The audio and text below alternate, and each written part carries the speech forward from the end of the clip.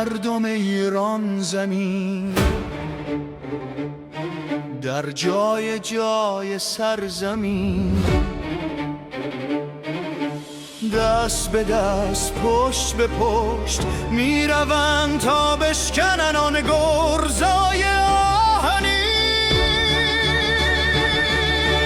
وسط خیابون ها، تو کوچه ها و میدون ها، همه با هم یک صدا میخوان نباشه زندون ها. واسه پس گرفتن امام وطن، حاضرن برن به جنگ تن به تن، حاضرن برن به جنگ تن به تن.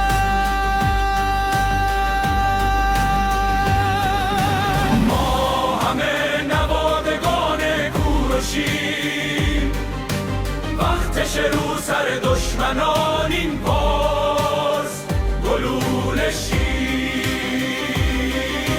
ما همه نوادگان کوروشیم، وقتش رو سر دشمنان این باز گلوله شیم.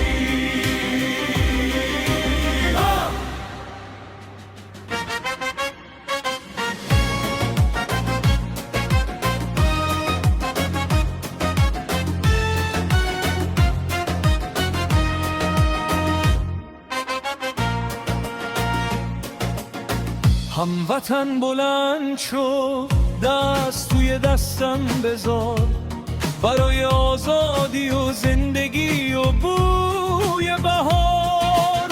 حالا دیگه وقتش دلهامونو یکی کنیم، پشت بدیم به پشتم، شیطان رو نامید کنیم. ما همه نوادگان کوروشیم، وقتش رو سر پادشاهمون تاج بذاری،